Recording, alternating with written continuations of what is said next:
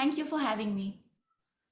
So Anna, 112 in such a tough examination. There are at least 5 to 6 lakh students, aspirants, whatever you want to call them, who write the examination every year. You've managed to secure a very high rank. It's really amazing. And considering everything that you've been doing along with your UPSC preparation, it's amazing. Just to give our viewers a little bit of a background, um, when I met Anna for the first time, the thing that stood out to me the most is she's so culturally grounded. She's a Hindustani classical singer, a Bharatanatyam dancer, and so well rooted in our culture and in our history. With all of that, you're also a PhD scholar. How did you manage to go about your preparation, Anna? I think for me, the more important outcome of the journey instead of the rank was the fact that I really learned multitasking thoroughly. I had a hang of it, but this is where I could really implement it to the hilt. So I used to limit my sources, what I call academic minimalism, and revise multiple times. The second thing I did was I used to make a bucket list in the morning with a proper set of a proper time schedule for me. So for example, from 8:45 to 9:30 I would read the newspaper. From 9:30 to 10:15 I would complete a set number of tasks and then strike off every time I was able to finish those tasks. The third thing that I did was that I really tried to study in the interstices. So, for example, when I was going to the university, I would be traveling via metro, and during that time, I would be studying. Or while waiting for the metro, I would study. And during COVID as well, me being a single child, I was cooking and cleaning and everything that I did for the first time in my life. And I remember that when used to put rice for boil, at that time also I would think this is a good time to study, and I would be studying. And the fourth thing for me was that I always had a very small friend circle, and during this time, all of them were busy as well. And so I didn't have much time to give to that place. Instead, I refueled myself by mentoring some of my juniors, get their internships, etc., get into research paths in a better, more informed way. And I think that gave me a lot of impetus to do better and to study better myself when I saw them succeeding.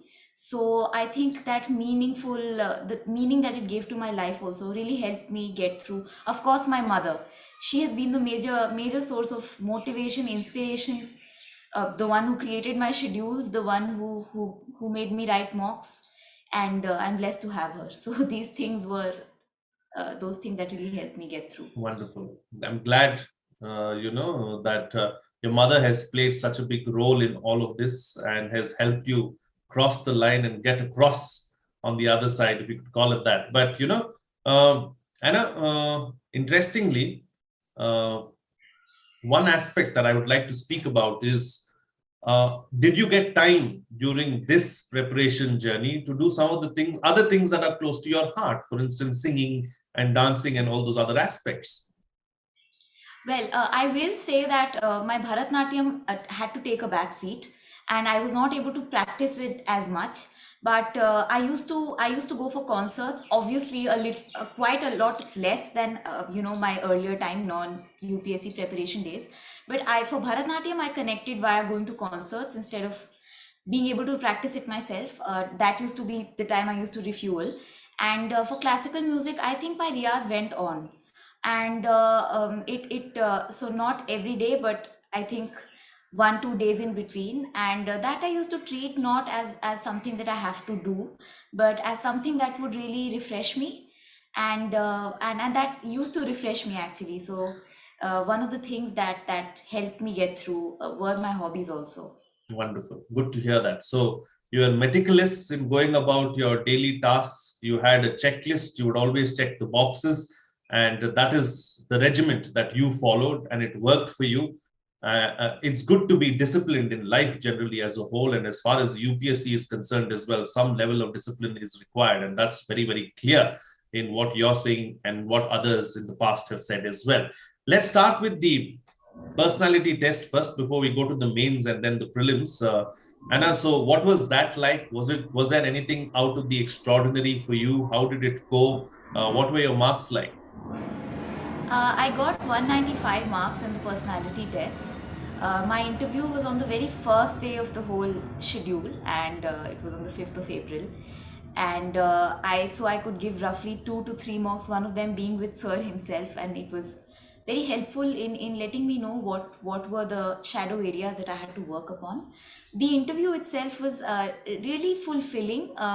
It went on for 42 minutes, so it was fairly long. It was a very good balance between my DAF, between my home state, which was Delhi, and current affairs relating to international relations, because that is one of my that was one of my interest areas. So I will say that for the hobby part, I think all of us should be very honest when we are filling those columns, because for example, I mentioned Bharatnatyam and Hindustani classical aside from mentoring students and reading. So they said that, okay, you know you've learned Bharatnatyam, tell us about Kuchipudi. And because I had told myself that I need to experience all kinds of art, I could actually answer that. Similarly, for Hindustani classical also, they asked me what is Bidesiya, which is a folk art, and that's not really written about in any book as such. Most aspirants read Nitin Singhania or all of that. So you've got to experience it to answer. For mentoring students, again, there was a small controversy regarding a policy of the government, Desh Ke Mentor scheme. So I don't think that was splashed around much in the news, but since again I was really interested, I read up everything and I could answer that. Similarly for reading. So I think being honest about hobbies is good. We've got to be confident, and we've got to be sound and rooted people in our surroundings, in our home states, in our interests, with regards to what our parents do. We should be fully part of our surrounding, and I think that really helps in the personality test. Absolutely, it's very important. I mean, and let me drive this point home as well. As far as the UPSC board is concerned, some of the board members, apart from the chairperson, have very limited information about the candidate in front of them. All that they know about the candidate is from what they see from the detailed application form.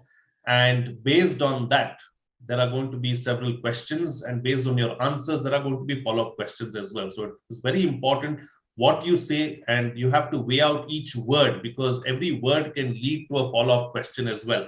Did you experience that, Anna, at all? Oh yes, I think especially there was a very interesting discussion on colonialism, and it started off somewhere else. It started off with the state of our economy, and then I spoke about. I mentioned that what was the state before independence, what was the state before the 1900s, and what was the state in 1600s. I had some data, and then there was a long discussion. There was a lot of cross questions regarding the drain of wealth theory, and there was some references made to passages in R.C. Dutt's Economic History of India, Hmm. and so definitely there were follow-ups, and I think if we know what we're talking about, it can be a truly enjoyable, very informing kind of discussion over there, and I felt very fulfilled at the end of the day after. Absolutely, absolutely. I think it's a thing of mindset as well. It depends on the kind of mindset that you go in. You go in with an open mindset. You go in with the idea that you're going to speak to, elder, distinguished members of society who are not, you're not going there to face a firing squad, but you're going to meet some distinguished members of society, and then you have fun during that conversation and that interaction, and you'll come out on top. Right. So let's move on to other aspects then. One of the biggest challenges as far as those looking to crack the UPSC is going through the mains itself in the duration of time that is allotted. Was that a challenge at all, Anna? I think in terms of having attempted questions, I attempted all questions and I did not leave any in any paper. And that's because I timed myself thoroughly during the preparation time. I think most of the students, they kind of balk at the idea of starting answer writing because they feel they're not ready enough. For them, I would say that after you've done your basic reading, I think your majority reading should be done by prelims. After that, you do not need much extra reading. Yes, you should go through economic survey. I quoted the survey very extensively. Yes, you should go through current affairs handouts if you can. But I think from day 10 maximum, start answer writing with timing yourself. I used to do that. Ideally, for every answer, you get around 7 to 7.5 minutes. Try to time yourself to come down to 5.5 to 6 minutes. In that case, when you're in the hall feeling the pressure, and if your hands are shaking, if that happens, you still have some time because you've practiced enough. So I think that timing is very important and practicing is very important right there. Absolutely. Practice makes perfect is an old adage that goes, a long way. Really, it never gets old as well. So it's something that we need to keep doing, and not just for UPSC, generally in life as well. The more you practice, the better you get. Was your optional subject also economics by chance, Anna, or was it something else? It was economics. It was economics. And how was that? Because you have such a strong background in economics. Did it help with the UPSC as well, or were you caught off guard? Well, I mean, for starters, having a background in economics does give you a solid foundation to begin with. You know how to answer and all of that. But I will say that the syllabus that is there as part of the UPSC economics optional syllabus, that's not exactly what we study for a higher, so for masters or for PhD. Uh, for economics as an optional, what's been happening is if you read the syllabus of UPSC, it's a very limited syllabus, but they've been asking questions. I think 3 years ago, from areas which are outside of the syllabus and very indirectly related to what's written. So I think economics as an optional, it's very good. I took it for a very irrational reason. I didn't look at whether it's scoring or not. I took it because I loved it, but it's not the most scoring optional, and it takes a lot of effort because you've got to be prepared for things that will be asked outside of syllabus, and also because every single subtopic in the syllabus has 1 to 2 really thick books for it. There are n number of models, there are n number of graphs, there are n number of things that you can only perfect if you give it at least 60 to 70% of your preparation time, which I did. So yes, having a background may give you a foundation, but you've got to put in a lot of effort for this option. So was it more current affairs related because there's so much happening around the world and in the country as far as economics is concerned, or was it more theoretical? Well, so the first paper in economics is largely theoretical, and the issue lies there for most aspirants because when there are new theories that are asked, you cannot make things up. You've got to know the theory. So there lies the issue largely.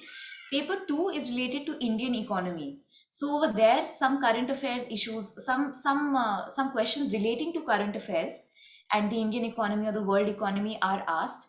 I think for most serious aspirants, they must be following current affairs very well, especially in the economy section. They can handle that part. But you've got to be ready for theoretical things, which new theories that are being asked for paper one, which are not current Absolutely. affairs based. So that. Absolutely. Absolutely. So refreshing your mind with new information that comes in, new theories that come in also is very, very important. It's good to be abreast with the times, and that's the only way really to crack the UPSC. Right then, prelims, Anna, because many of them find it very difficult to get through the first hurdle itself, and some of them just find it very difficult to crack that puzzle. Yeah. What was that like for you? Well, prelims, I was most scared of the prelims because it's a very factual kind of exam. It's not about expressing yourself, and it has just a 1% success rate. So I was really, really scared for it. I think the only thing we can do here, given the very dynamic nature now of UPSC prelims, is be very thorough with the static part. So I perfected the polity by Lakshmi Kant, modern Indian history by Rajiv Ahir, ancient and medieval art and culture, and I love that part. So from the old NCRTs, all of these things, and geography. For the current affairs part, it's very important that we read a newspaper every day. This is not to say that we make notes, because I think I find that very unsustainable for revision. But one newspaper and probably one subject-wise handout for current affairs. For example, Vision IAS has a PT 365, Insights IAS has one, Forum IAS has one. So you can pick any of them and revise it multiple times. So I tried to maximize my revisions a lot. And I think practice in general, mock tests. You don't have to enroll yourselves in any academy. I did everything based on self study. At no point I was part of a coaching. Here also, if you go to any photocopy shop, you can pick up any test series of your choice and practice and time yourself in practice. The last thing that I will say is that there's a very there's a lot of importance of elimination as a strategy here these days, especially. You cannot know answers to all questions. I think for all aspirants, we know maximum 50-55 questions. Beyond that, intelligent guessing. So how do you do that? You read outside of your prescribed syllabus. I used to read a lot. In general, I love reading. That helps. For example, in this year's prelims, I was having a look. There was a question on the organization of Turkic states, and there were many members that were there were options given. Who are the members? And at first sight, you will feel the answer must be all of the above. Uh, Options being Armenia, Azerbaijan, Uzbekistan, Turkmenistan. But then, if anyone has read about the Nagorno Karabakh conflict, they'll know that Turkey has an issue with Armenia because they share a border, and Turkey and Russia were in the opposite side, on the opposite sides in the conflict. And so, Turkey being having a large say here, you can eliminate Armenia as an answer from there, and then you get the answer. So, I think elimination is important, and for that your brain's got to be relaxed. So I think sweat it out before the prelims, and on the day itself be relaxed as you can, carry your brain with you, and that really helps. That helped for me. Have a good night's sleep as well, because there can't be a better cure or a better preparation than that at the end of the day, because you need to be peaceful in the mind to take anything forward, especially of that magnitude and size. Wonderful. And before I let you go, Anna, anything that you'd like to say to aspirants who would like to follow in your footsteps? How do they crack this elusive examination? What is the best way forward? I think by now all of you must have heard of many different strategies, and I will just talk about keeping yourself motivated here. There will be many lows in the exam. It's a long process, but keep yourself consistent in your hard works. If you ever feel tired of the journey, you can sit down and take rest, but do not leave it. If the goal is larger than yourself, which is the goal of nation building, if you have certain dreams for the nation, then this is a very good platform for you. And just remember that larger goal, which is larger than yourself. When you remember that, you'll be able to keep on working hard till you reach your goals. So, all the best to you. And for the female candidates, I will say, put in an extra word that I know that sometimes there's a lot of societal pressure on you, very indirect also, very direct also. But you've got just one life, and never give up your dreams for any of those pressures. Just keep on trying, and you'll do really, really well. All the best to you. Dream and you shall achieve. Work hard and work smart. Elimination needs to be used as a process. Thank you so much, Anna, for sharing all those tips, So much. tricks, and strategies as well. Wonderful to hear it directly from the horse's mouth, and interesting and wonderful to know the kind of effort and hard work that you put in to get across the line. I wish you the very best in all your future endeavors. I see a young lady all set to take on the world's challenges and take India forward into a brighter future. And I know that you'll do us all proud, and you'll do this nation proud as well. Anna, lovely having you on the program. All the very Thank you best. for having me. Thank you so much, sir. Namaste. That was, of course, Anna talking about her UPSC journey, what has worked for her, how she managed to cross the line, what ensured that she did well in her journey as well, how she used some of those tips and strategies that helped her in her UPSC journey. Well, many of these candidates were mentored by me as well during the course of the last 3 months. Been working with them closely about talking about what needs to be done and how it needs to be taken forward.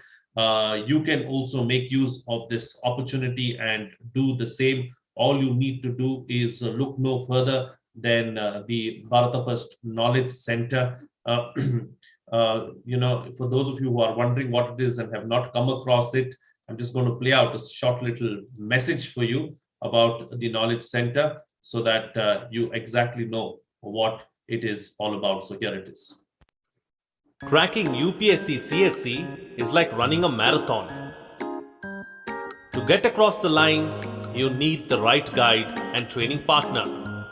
Look no further than Bharata First Knowledge Center, your one-stop destination for all your competitive exams needs.